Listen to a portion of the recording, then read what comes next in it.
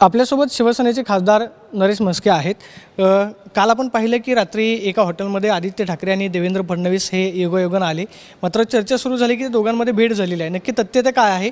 त्या बदल्यामध्ये आदित्य ठाकरेंना प्रतिक्रिया विचारली असता ते असं म्हणाले की ही बातमी बघून काही जण जे आहे ते गावाकडे शेती करायला निघून जातील। त्यांना थेट एकनाथ शिंदेंना हे सांगायचं होतं। खरंच भेट झालेली आहे का किंवा राजकारणामध्ये काहीतरी दाखवण्याचा प्रयत्न केला जातो असं तुम्हाला वाटतं? अशी भेट झाली की नाही, चर्चा झाली की नाही या संदर्भात अजूनही कोणी दुजोरा दिलेला नाही आहे। परंतु मला एवढं माहिती आहे की बुडणारी व्यक्ती कुठेतरी आधार शोधते आणि त्यासाठी धडपड सुरू आहे। दिनोची चौकशी सुरू आहे, त्यामुळे दिनो यांना घेऊन बुडणार आहे। आता त्यातून वाचायचं आहे, त्यासाठी धडपड सुरू असेल असं मला तरी वाटतं। आणि पण त्याचा काय उपयोग होणार नाही, कारण कचरा गाळ तिजोरी भरण्यासाठी यांनी काहीच सोडलेलं नाही आहे। त्यामुळे हे गाळात रुतणार आहेत। त्यांची धडपड ही केवलवाणी आहे आणि कदाचित त्याच्यासाठी आधार शोधत असतील। आणि मला एक मोठं आश्चर्य वाटतं आहे की आज त्या मुलाखती वगैरे मी पाहतोय, वाचतोय त्या सामनामध्ये। आज मुद्दाहून मी ती मुलाखत वाचली। अहो, एवढी माणसं सोडून चाललेत, पक्ष बुडायला लागला, परंतु ह्या माणसाला काहीच वाटत नाही। अरे आनंदात आहेत, कसल्या गप्पा मारताय? कोण राहत नाही आहे तुमच्यासोबत? जिल्ह्याचे जिल्हे, जिल्हा प्रमुख, माजी आमदार आहेत, ते खासदार पण सोडून चाललेत आहेत। ते आमदार कधी सोडतील त्याचा पत्ता नाही। त्यांच्या समक्ष विरोधी पक्षनेता विधान परिषदेला म्हणतो की मी पुन्हा येईल, पण नक्की कुठून येईल ते मी आता सांगत नाही। ते असताना काय राहिलं यांचं? पण तरीसुद्धा आनंदात मुलाखती देत आहेत। अक्षरशः म्हणजे पक्षप्रमुख म्हणून मला कीव येते आणि काळजी वाटते, बस दुसरं काय बोलणार। तुम्ही असं म्हणालात की आधार शोधण्याचा प्रयत्न करतायत, देवेंद्रजी आधार देतील का? कारण देवेंद्रजींनी तुमच्यासोबत याआधी महायुतीचं सरकार स्थापन केलं। चुकीचं काम केलं असेल त्याला ते कसे आधार देतील?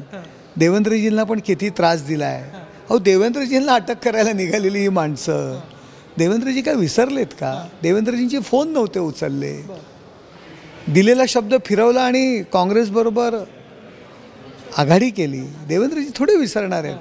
परंतु शेवटी बघा, बुडणारा माणूस आहे, आधार घ्यायचा प्रयत्न तर करत असेल। मात्र तुम्ही असं म्हणालात की देवेंद्रजी हे विसरलेले नाही, मात्र देवेंद्रजींनीच त्यांना विधानभवनामध्ये खुले ऑफर दिली की तुम्ही आमच्याकडे या। त्याच्यामुळं राजकीय समीकरणं किंवा राजकीय चर्चा जे आहे ते अशा वक्तव्यांमुळे होती। काहीतरी मेसेज देण्याचा प्रयत्न केला जातो असं तुम्हाला वाटतं? हे बघा, त्यांची सगळेच मस्करी करतात। सध्या उद्धवजी ठाकरे हे मस्करी करण्याचं जर कोणाची करायची तर उद्धवजींची करायची। कदाचित मस्करी केली असेल त्यांची, एवढं काय मनावर घ्यायचं त्याचं? मस्करीमध्ये आपण बोलतो सगळ्यांशी, मस्करी केली असेल। आदित्य असं म्हणाले की ही बातमी पाहून काही जण गावाकडे शेती करायला निघून जातील।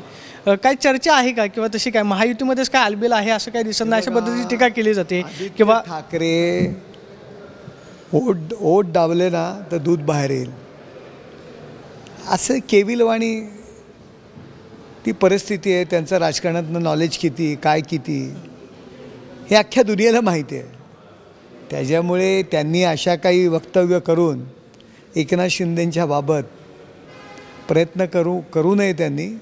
त्यांना डिवचण्याचा किंवा त्यांच्यावरती कोट्या करण्याचा।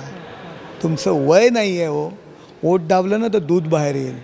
एकनाथ शिंदेने एवढं तुमच्यासाठी केलं, तुमच्यासाठी विसरलात तुम्ही। गावी जायची काय वार्ता करता? अरे तुम्ही नुसतं शब्द टाकायचा आणि एकनाथ शिंदे साहेबांनी पूर्ण करायचा, असं काम त्यांनी केलं आहे, तुम्ही विसरलात। अख्खी संघटना ते सांभाळत होते, विसरलात का तुम्ही?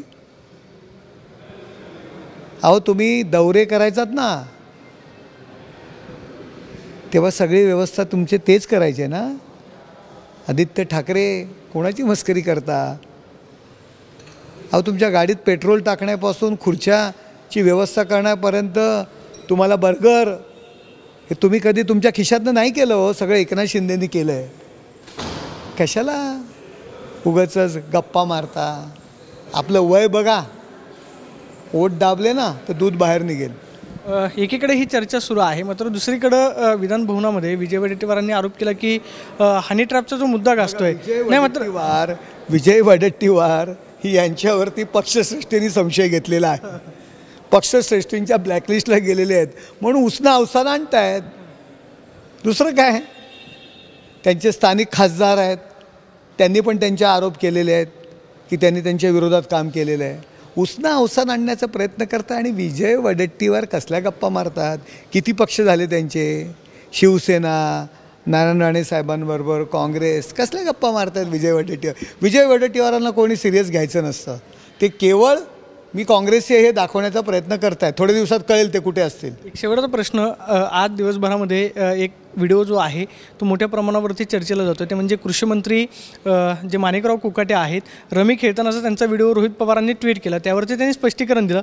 मंत्र्यांनी अशा पद्धतीचं वागणं किंवा काही दिवसांपूर्वी तुमच्याच आमदारांकडून कॅन्टीन चालकाला झालेली मारहाण असेल, संजय सिंह बघा त्यांच्या हातात मोबाईल होता. त्यांचं म्हणणं आहे की मी विधान परिषदेमध्ये काय चाललं हे पाहत होतो. मला एवढं म्हणायचं ते, आणि ते आमदार आहेत, गेले कित्येक 3-3 टर्मचे आमदार आहेत, मंत्री आहेत, त्यांना रमीच खेळायचे तर मोबाईलवरती विधानसभेमध्ये बसून कशाला खेळतील?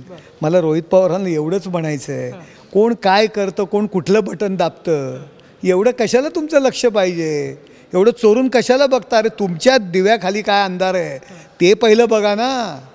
तुमची वाताहत का झाली यावरती थोडं लक्ष ठेवा.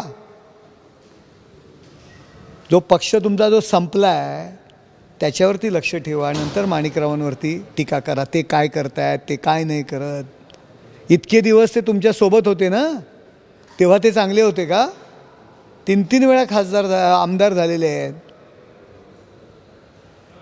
मी तर म्हणेल मग तुमची लक्षणं त्यांची आहेत ते अस्ती जातील. तर आपण पाहतोय की माणिकराव कोकाटे यांच्या बाबतीमध्ये जो व्हिडिओ दाखवला जातो त्या बाबतीमध्ये रोहित पवारांनी आधी स्वतःकडे पाहावं अशी प्रतिक्रिया नरेश म्हस्केंनी दिल्यास पाहायला मिळते. कॅमेरा पर्सन विनोद स्वामी, प्रदीप कापसे, TV9 मराठी, नवी दिल्ली.